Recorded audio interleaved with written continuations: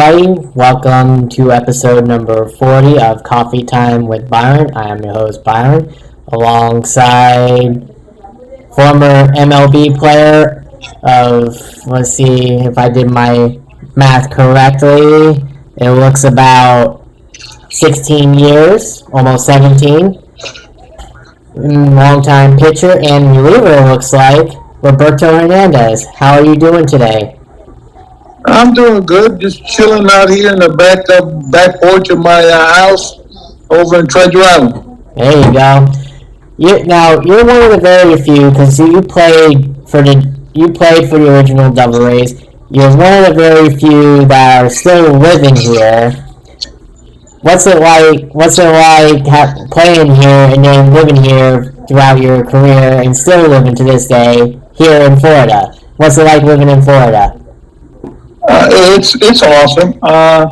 You get your scare here and there with the hurricane watches and stuff like that. But for me, staying here was more of an education for my kids, school-wise. This area down here is one of the best ones. So, I did my homework, and after I got traded from here, I looked at other areas where I played at. It doesn't compare. Education-wise, school-wise, it didn't compare. So I decided to make St. Pete my home. Now, I saw you were from Puerto Rico. Now, was it hard to learn the English language, or did you already learn it over there in Puerto Rico? I was born there. I grew up in New York City. That's one of, the thing is that, for me, it was easy. I speak better English than I do Spanish. But my kids were born, my two oldest kids were born in Puerto Rico. My youngest one was born here in St. Pete. So, it was easy for me. My wife still complains about the language here, but, as Latin people that were born in the island, it's tough for them to, I think they're more afraid of making a mistake, speaking or saying something in English, and then being embarrassed that they said the wrong thing. That's the thing with my wife. Now with my youngest son, I think he's more afraid of making a mistake in Spanish since he was born and raised here. So it's 50-50. So let's go throughout your career. You were selected by the California Angels in the 16th pick of the first round. That's pretty high. Did you feel like you had to accomplish in your career knowing that you went that high in the draft?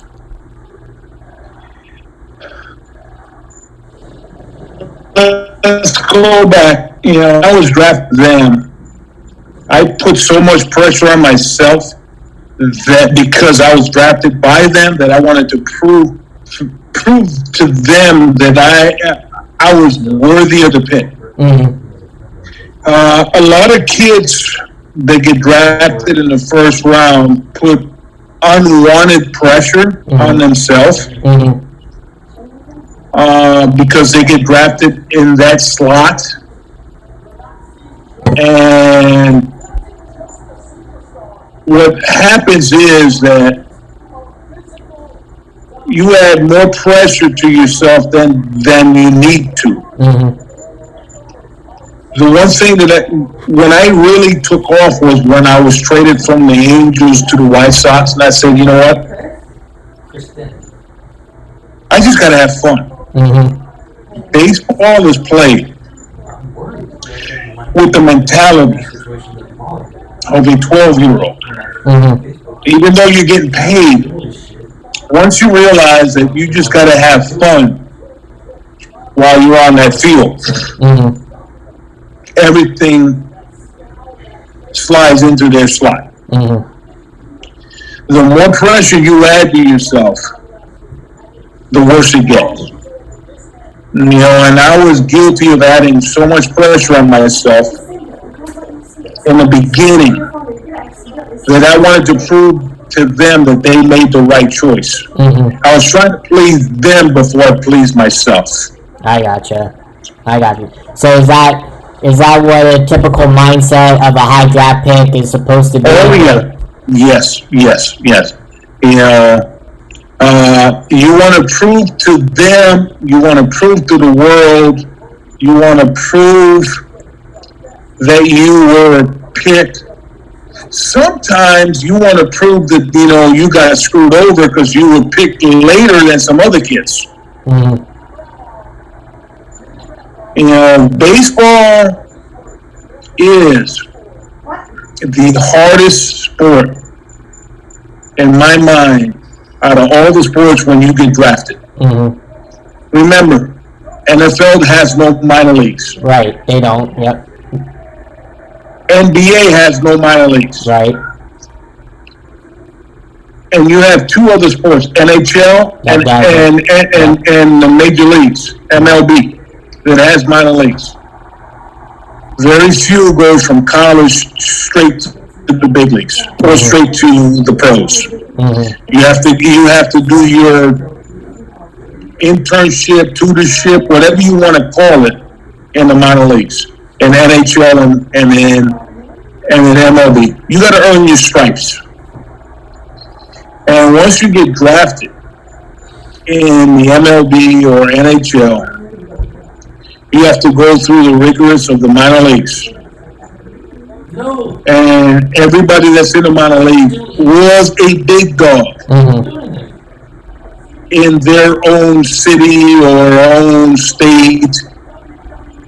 So once you start going into minor leagues, you just become a little guppy in that ocean once again, and you got to prove to yourself, and not only to yourself but to the organization, that you were worthy of it and being drafted that high, or show them that they made a mistake of drafting you that low, and then you go from there.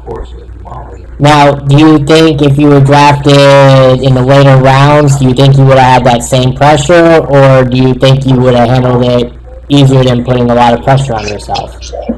I think I probably would have had the same pressure because I was one of those kids that grew up in New York City that baseball was it for me. And I was going to put that pressure regardless on myself to make it to the big leagues. Because I was hungry. I wanted it. I was basically, in a sense, starving. I grew up, dreaming of playing Major League Baseball when I was 12.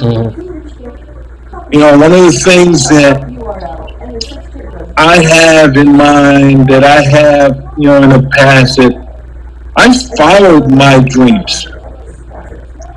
There are people in this world that a 12-year-old would, like for me, would say that I wanted to be the next Roberto Clemente. And there would be some naysayers, you will never be that, you will never make it, and all that. So I use that as fuel to drive me. And that made me want to be the best Roberto Hernandez that could be. I didn't let anybody stop me. That's awesome. I'm glad you had that same ambition, because I remember when you played, even though it was with the Devil Rays and they were sorry teams, I still remember it, and you were pretty good. You were pretty good. You were, I think, a reliever at the time as well, so that even made it even better. And for you to also have over 300 saves with 300 saves and 900 strikeouts, that's one of many pitchers you can't say that, So I think I took pride. I took pride every time I took the mound, regardless of wherever I was at.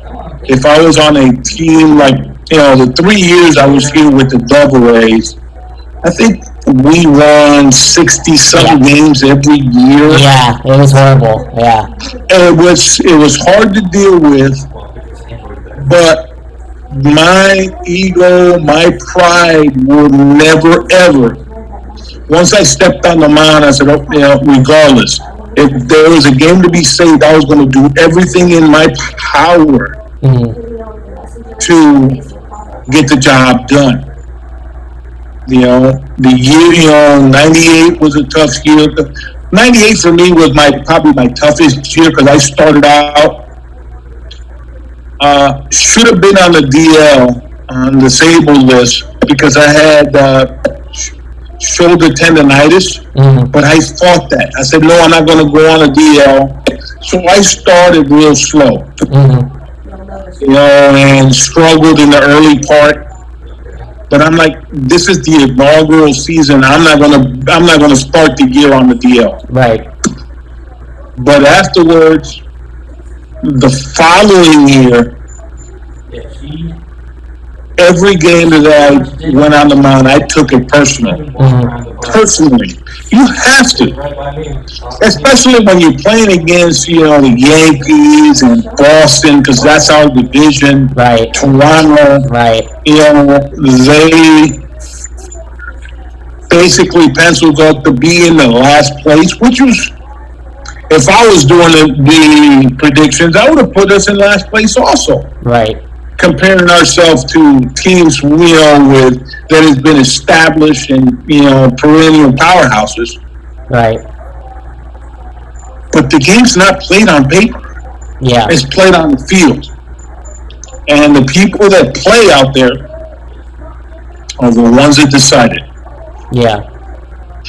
So my mentality was, get it to the ninth inning and let my actions, my performance, hopefully dictate the outcome. Mm-hmm. And I was fortunate enough to have my best year, save-wise, in a Devil Rays uniform. Now, why do you think you guys did horribly when you guys had talent, a who's who of talent hitting-wise? You had Wade Boggs, you had Greg Vaughn, Jose Canseco, Fred McGriff, the crime dog. Like, why do you think it didn't pan out? Was it because the pitching? What happened? It's not, if you look at today's game, it's not, you can have all the names on your roster. It's not who performs, it's how do you perform. Mm-hmm.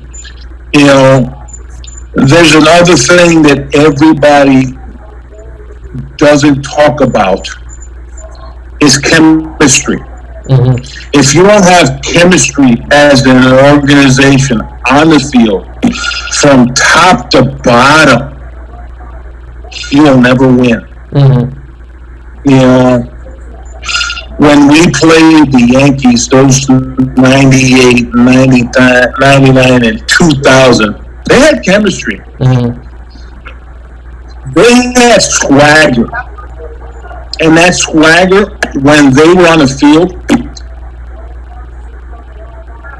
it was somewhat overbearing, arrogance,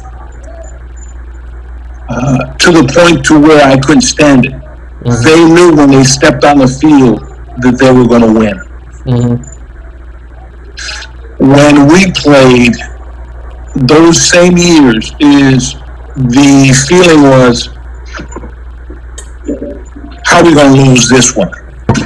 Instead of how are we going to win. You have to have that swag when you're on the field. Even though we had names, there was that attitude is, how are we going to lose this one? It was never that, how are we going to win? We didn't have that attack move. Nowadays, I watch the Rays play. It's like, you watch them and you're like, somehow, some way, they're going to come back and win. It's that swagger, that attitude, that never say die attitude. Mm-hmm. Those years that I was with the Rays, the Devil Rays, we had good teams, but we weren't deep, to withstand an injury here or there. To where we can say, Wade Boggs went down, we can have such and such come in. Or Jose Canseco, a year in '99, Canseco and I were, we were the representative of the All-Star. As soon as he went down, he had 31 home runs at the break. Our power supply, our threat went down with it because we didn't have guys step in, step up. Right. Then later on during that year, he was traded to the Yankees. It's situations like that small market teams can't handle a blow of a person that is a major part of your offense or your pitching staff getting hurt, and then be able to recover, have somebody step in. Now, do you think, since you said it's chemistry and you guys kind of didn't have it from what you said, do you think that was because it was the first season and second season of the franchise and it was an expansion draft why you guys couldn't form that chemistry? Because it takes a while. It takes more than 1 or 2 seasons to get that chemistry. And it's been proven. You look at the Marlins, you look at Colorado, you look at the Rays, you look at who are the other expansions? You got Colorado, the Rays, Marlins, and Arizona. I think Arizona was the one that did it the fastest. They did. And then Marlins, I think Marlins did it in '96. Yeah, Marlins did it faster, but they had to basically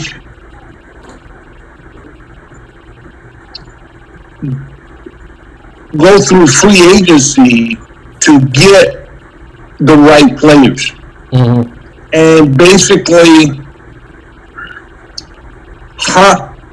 their whole franchise into where you put them in limbo down the road. Because when in '97 I was traded to San Francisco Giants, and then we played the Marlins in the playoffs. The Marlins had free agents, like Bonilla, Sheffield, Alex Hernandez, Al Leiter, Kevin Brown, Kevin White, Edgar Renteria, those guys like that. Greg Counsell, Jeff Conine, Charles Johnson. But after they won the World Series, what happened? They broke up. They broke them up. So they, that was in '97. Then a few years later was Arizona. And they weren't able to, teams like that weren't able to sustain it like you have the Yankees or the Dodgers or the Red Sox that have deeper pockets. Right. You can get chemistry, but it's hit or miss when you get free agents, and you have to have everybody buy into it. If they don't buy into it, you're in trouble. Right.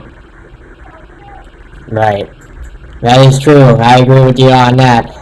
So now I'm seeing, is this true that you had a scary situation in which you were rushed into an emergency surgery and had veins transported?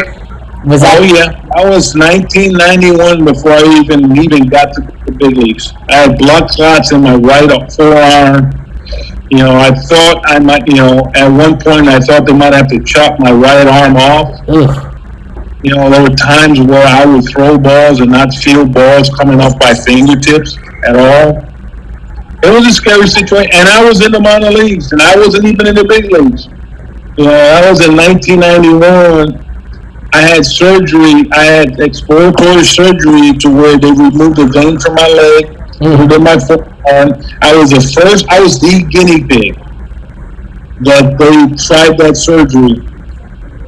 And 2.5 to 3 months later, I made my debut in August after that surgery. Yeah, you did. Against Kansas City, yep. Yeah. September 2nd. Yeah. It was something that I thought I never, as a pitcher, as an athlete, you dream about making that call up. I remember that was yesterday. I'm pitching in a game in Birmingham, Alabama. I get taken out. In my rehab, I get taken out. Like in the third inning, where I was cleared to continue to throw over 100-some pitches, I get taken out. And I'm throwing a tantrum in the dugout. And the pitching coach comes over and puts his arm around me and said, relax. The big picture, blah, blah, blah. So this is my big picture. This is my comeback. He says, relax, come upstairs and meet me in the manager's office. I had no clue.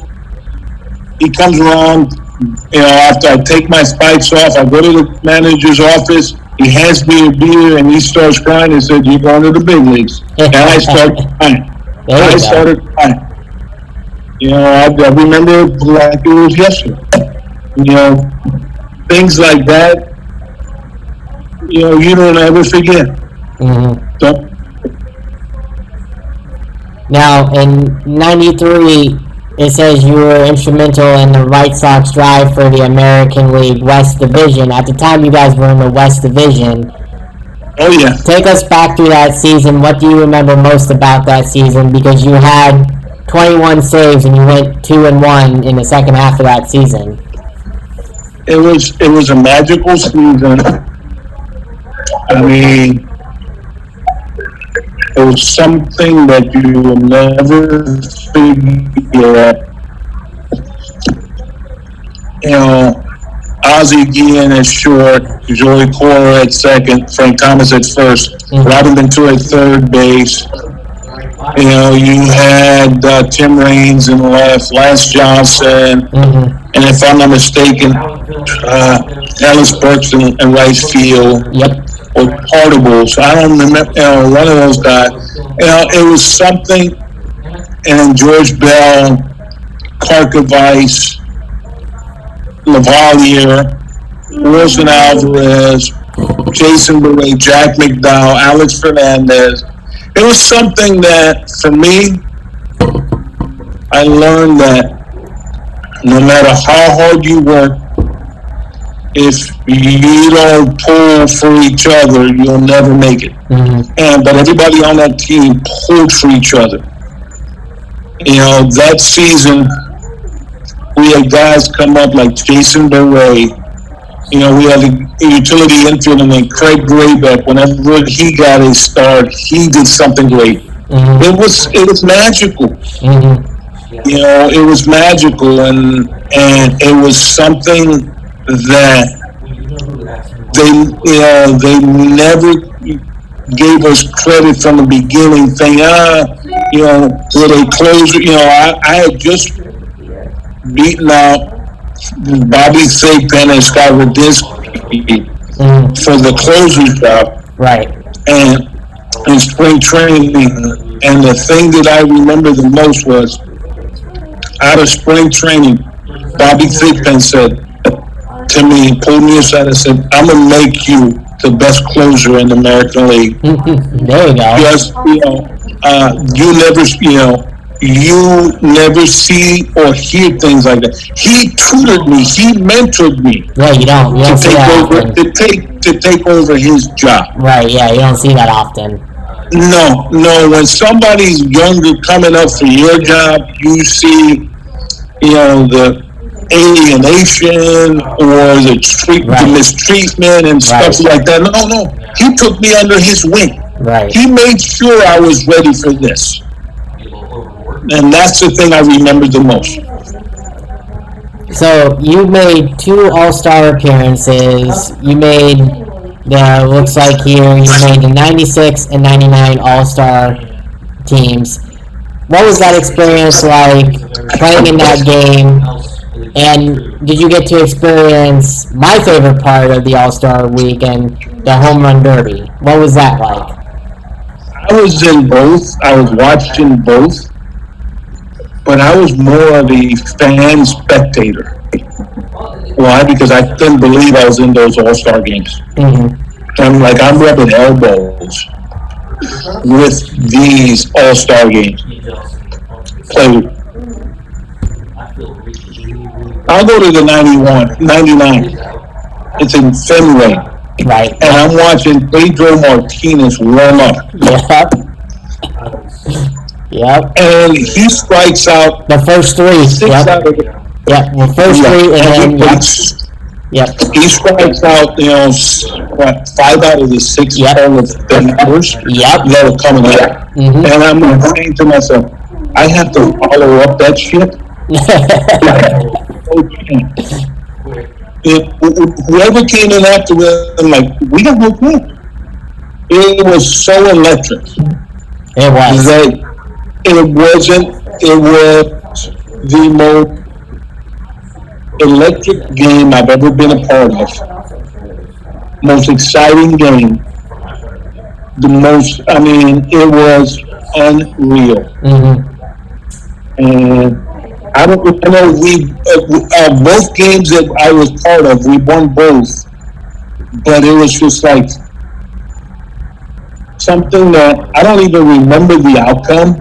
I just remember just the chills of part of that game, of those games, and remembering having your name called out while you were in the ground. That's all I remember.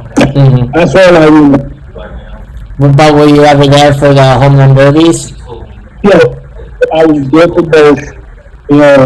McGrath hitting bombs over the damn and all that stuff. Bonds and everyone was in '96. It's breathtaking. It's nothing like it is now, but it was exhilarating and unbelievable. I think Griffey won the one that you appeared second, right? In '99, Griffey was the one who won it, I think. But it was watching wild. Yeah, it was crazy. They were, in the stadium. They were over the Green Mountain. Oh yeah, monstrous. Yeah, ridiculous. So like you said, after that All-Star appearance in '99, you said your performance declined after being traded to the Kansas City Royals. Why do you think your performance declined? Was it because of injuries, or you just weren't feeling it as a pitcher? No, it wasn't. It wasn't more the injury or not feeling it. I had the same stuff, I took on a deeper role, trying to be on, and that's it.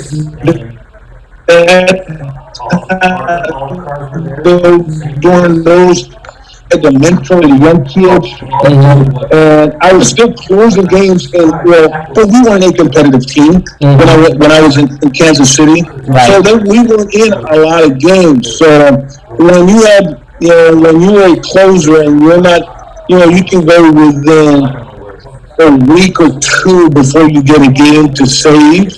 It's hard to stay on a roll. But I don't call that a failure to me, because there was a lot of guys that I mentored and helped that once I left, they took off, and became solid relievers and stuff like that. But I knew I was at my tail end. But, I was more of a hired gun to also tutor the young guys to be able to be better relievers and then better players better major league pitchers once I left. Mm-hmm.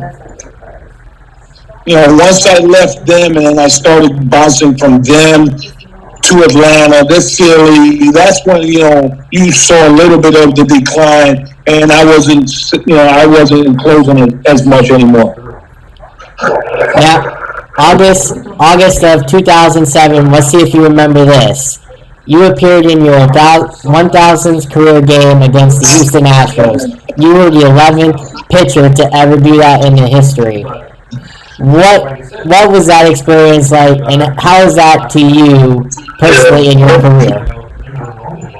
It wasn't one of my best outings, but it was something that, for me, it was longevity. A person that, for me or for anyone, that said, I wasn't injured a lot, so I took the ball every time my name was called. So it was an honor to be able to get to that. I had been released from Cleveland, that year, and I was a few games shy of 1,000. I was contemplating just retiring, not come. Then the LA Dodgers called my agent, and my agent called me and said, "Listen, do you want to still continue to play?" I'm like, the only thing that I need to do as an achievement for me was to get to that 1,000 games. So I said, yes, I'll go out there and do it. I did it. And I can.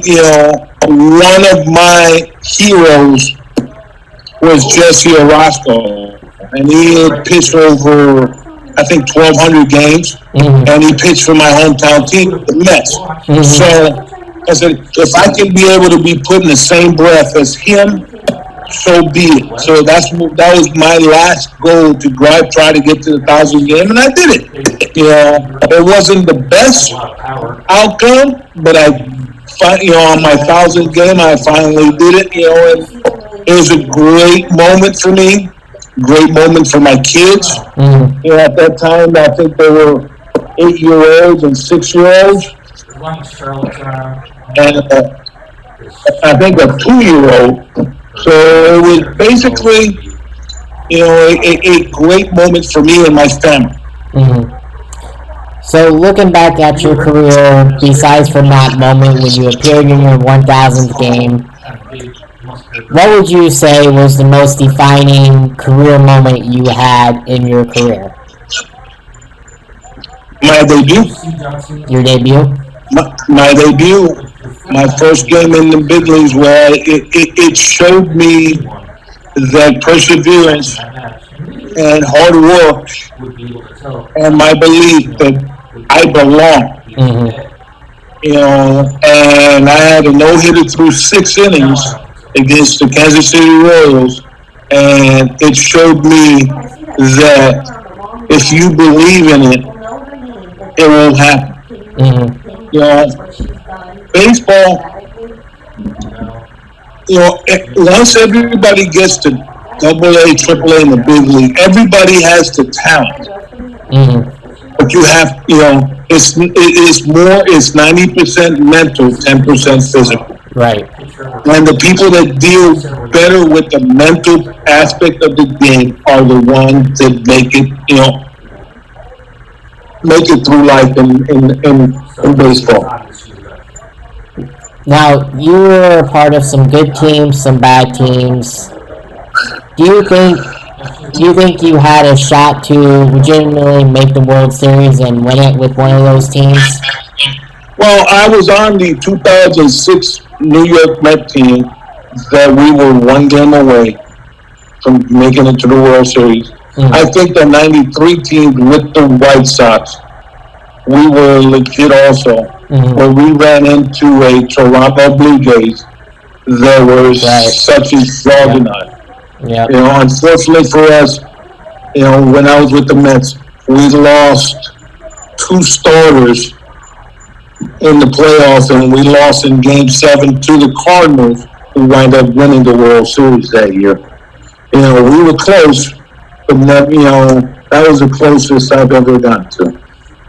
That's a shame, yeah, because you had, like you said, I remember that. I remember that '06 Mets team.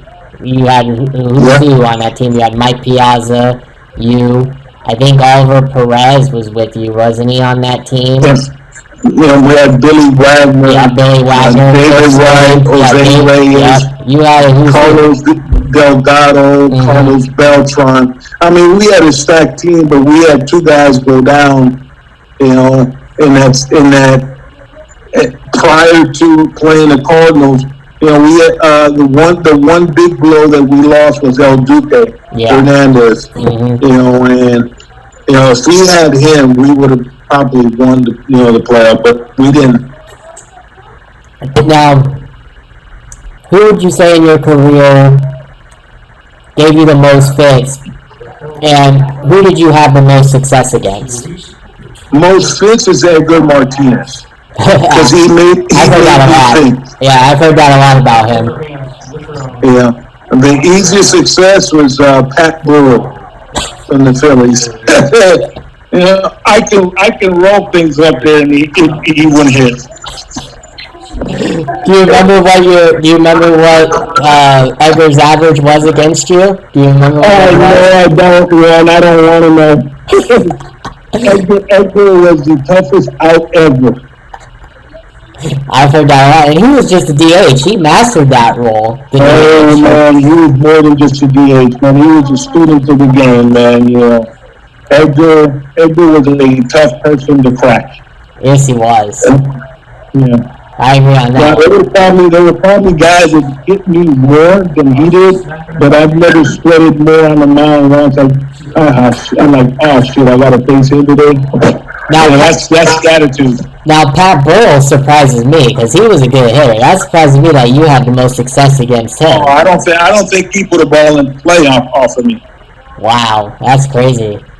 He was a good player too. He lasted a while for Philadelphia, and then he ended his career, I think, with us. I wound up being his teammate one year, and I said, I went over, aren't you glad I'm on your side now? He started laughing. So, you've obviously pitched at the Trop, which a lot of people say it's a dump, according to national media, which I agree. I mean, it is. I love that place. I mean, it is. Yeah, I mean, yes, as a fan, yes, it could be better, but I'm not going to argue with it. I'm not going to argue with national media. They don't come here a lot, but yes, it does need help. But pitching at the Trop and experiencing the Trop, do you personally like the Trop the way it is, or do you see the Rays moving to someplace else? I hope they don't move somewhere else. I hope they'd be able to come to some type of agreement to stay somewhere in St. Pete. St. Pete, Tampa area. But you cannot have an open stadium here. People will die in the stands of the heat. Yeah. You got to have some type of dome that opens and closes. To me, pitching at the Trop was always a blessing because I knew as soon as you had a 1:00 game, the only time that you knew there was going to be canceled was hurricanes. Right. That's it. Right. That's it. So you're going to start at 1:00 and your game's going to end before or right around 4 or 5 o'clock. Right. So you can plan stuff with your family. Yes, the catwalks, but you know what? It's a controlled environment. For us as players, we loved it. There might not be, if you're sitting in the upper deck, you're not getting a great view. I understand that. But you ain't getting rained out. You're not getting rained out. You're gonna full night. I agree. I mean, you're not. And I agree with you. I think a retractable dome would be perfect, like what the Marlins have. It doesn't have to be that elaborate, but it has to. You cannot have an outdoor stadium here. We're right now in the summertime. These 4 o'clock thunderstorms that come around and lightning. Yeah. It ain't the best. No, I agree. But what would you say to the national media that have trashed it so badly? I know you've heard about it. What do you say to them? You know, the St. Pete Tampa area is a baseball town. It's a Rays town. I don't want to see half the season go up to Montreal like they're talking, and half the season here. It's either or. It's either or. You can't have half and half. Right. Either you go or you stay. This is a good baseball town. You know, the one thing that you have to remember, the Tampa St. Pete area, you have transplants. People that have come from Boston, New York, New Jersey, Michigan. You know, they have their home team. But, like right now with the Rays, when we first started, we started with the young kids. Mm-hmm. Now those young kids are having kids. And they're becoming Rays fans. Yeah. You know, now you up and move. You may never have baseball again in this Tampa St. Pete area. Right, especially if they move. Yeah, that's true. Yeah. I agree. Yep. I was on the White Sox team organization when they were talking about when they used St. Pete as a freaking threat to say, you know, if you don't build us a new stadium in Chicago, we'll move down to St. Pete. Mm-hmm. And a few years later, San Francisco did the same thing. Yeah, they were thinking, yep. Yeah. Yeah, it's crazy. I agree with you because the media is not realizing we have a market here. The TV market is phenomenal. Yes. Our rights with what the TV pays to have the Rays on is absolutely tremendous. The market is huge. It's huge. You just got to be able to market it right. Which Sternberg doesn't. Yeah, for me, if they take a page out of the Lightning, and learn how they're doing it, it'd be phenomenal. But unfortunately, we have a greedy owner. Oh, well. All owners are greedy. All of them. Yeah, but one who tosses away players, he can sign them easily. I mean, come on. He can afford these players. I know. And it's just sad to see. It's just sad to see. A fan base can't attach to a player because we all know they're going to be shipped off, like within a couple years, if they're making over 10 mil. Rosarena's going to be gone in a couple. Same. Kiermaier's probably going to be gone this trade season or after next season. I mean, that's something that you have to deal with if you're a Rays fan. And you got to trust it, and you got to have to trust the process here, because if they get rid of Kiermaier or Rosarena, that means that they have somebody below that is ready to step in. But you have to have those guys ready to step in. Yeah, agreed. I agree. That's what we didn't have when we first started. That's the biggest difference. When I was with the Devil Rays in the beginning, we didn't have guys to step in. The Rays do now. Yeah. That's how they've now been able to survive. Do you think the whole name change was needed, or do you think they could have had the same success as the Devil Rays? Oh man, that's a tough question. I mean, I think it was needed, because those first 4 or 5 years as a Devil Rays, all you lived through was agony. Mm-hmm. Maybe just a change, and not only as a name change, but an attitude change made it to where we were not the redhead stepchilds anymore, or or somebody stepping on us. Mm-hmm. Now the Rays are stepping on people and going after people they went after us when we were Devil Rays. Mm-hmm. So I think yes. I agree. Honestly, I think if they would have just kept the name, because I like the old colors. If we would have got somebody in right, like Joe Madden, like we did in the first before, because he appeared the same year. He started 1 year before they changed the name. I think if we would have kept the name and kept who we had as GM at the time, who was starting to get those draft picks, I think we would have done fine as the Devil Rays. Do you agree with that? Before changing the name, because we were getting the players, and we had the coach at the time in Madden. Well, the thing is that you have to have everybody buy into the system.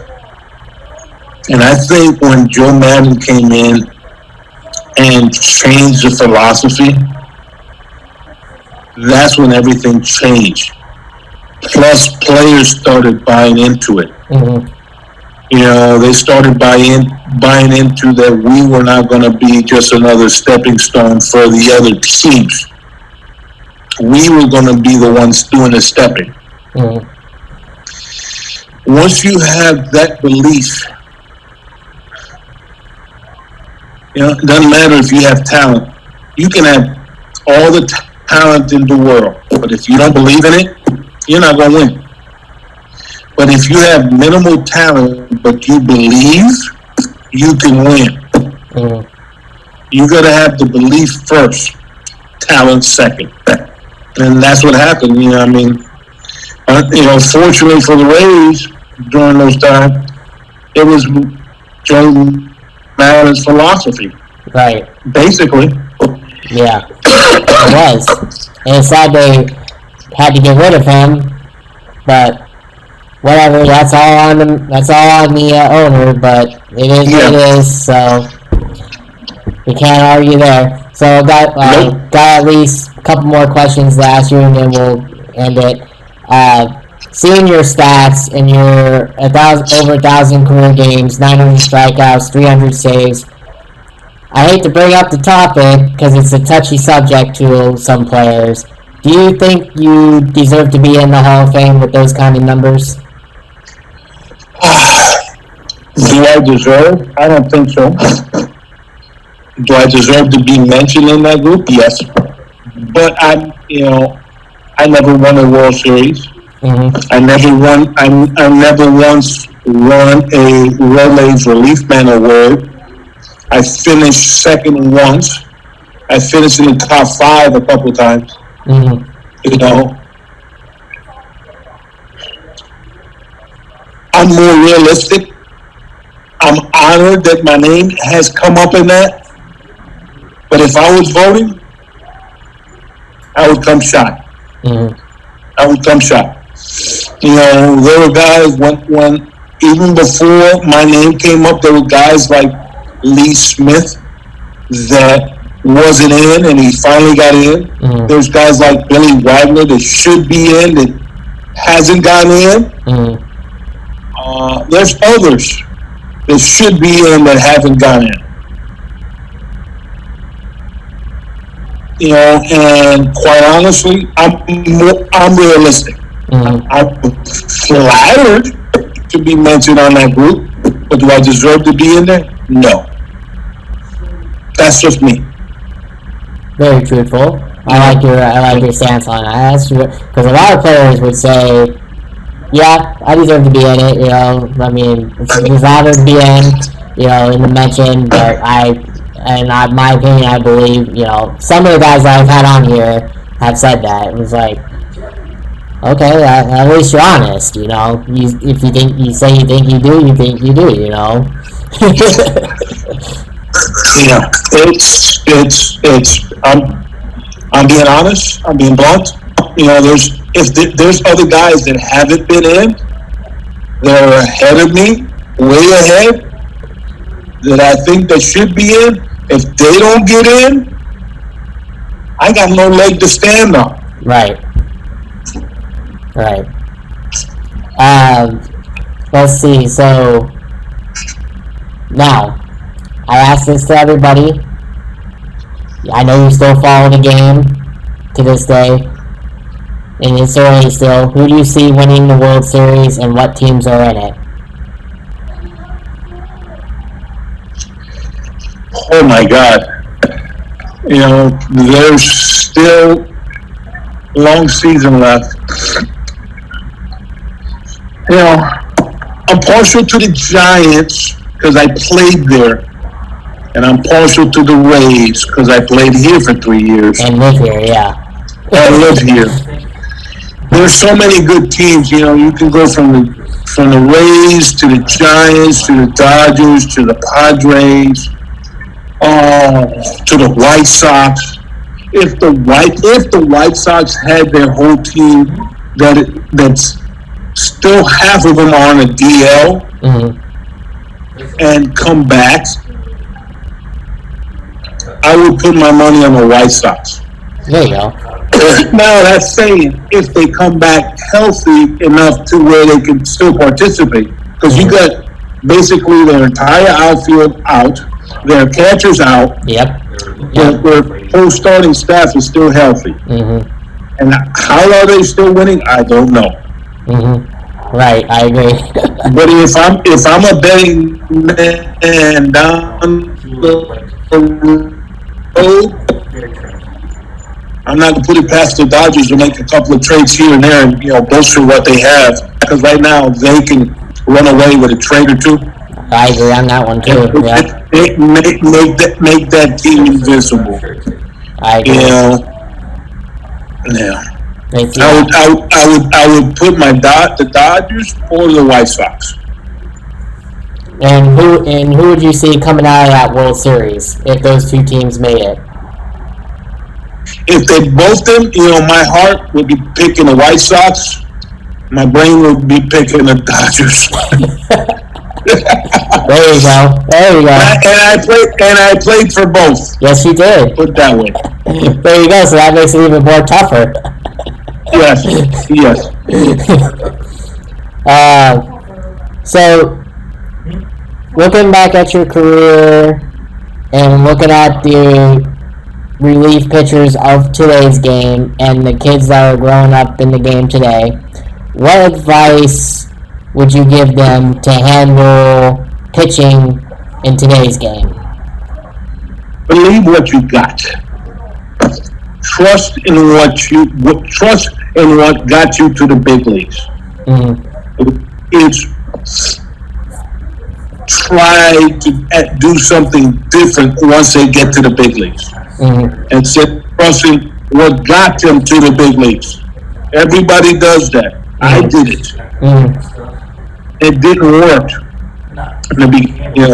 Once you get to the big league, trust what got you there.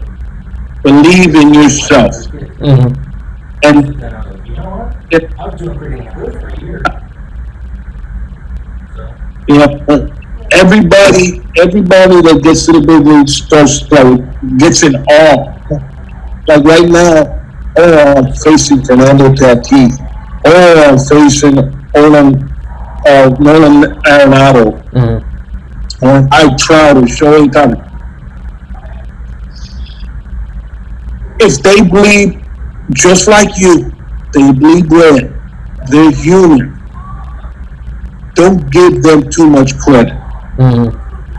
That's the one thing that, as a young guy, what happens is, and I did that too in the beginning.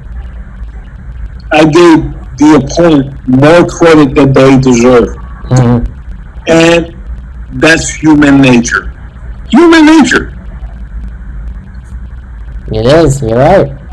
And so my final question to you is, before I let you go, what would you say in one word, define your career in one word? Grateful. Blessed. Those are the two words that I would think, that I was grateful to have the opportunity, blessed to pitch almost 17 years. I left the game at the age of 43 and still had offers to continue pitching. There you go. Not many people age in the 40s still have opportunity to continue. Right. I stopped because I wanted to be home more with my kids and my wife and my family. Right. So I was grateful and blessed. Those are the two words. There you go. I couldn't agree with you more. It was awesome. I definitely appreciate your time. I'm glad I connected with you. And definitely stay in touch with you. So since you live close by, definitely like to come by your area sometime and do a show again. Be my pleasure. Yeah. Be my pleasure. It was awesome. But I will definitely stay in touch. No problem. Anytime. I'm glad to have you on. It was great. You take care, my friend. Same to you. You have a good night. Likewise. Ciao. Yep. Bye. Bye-bye.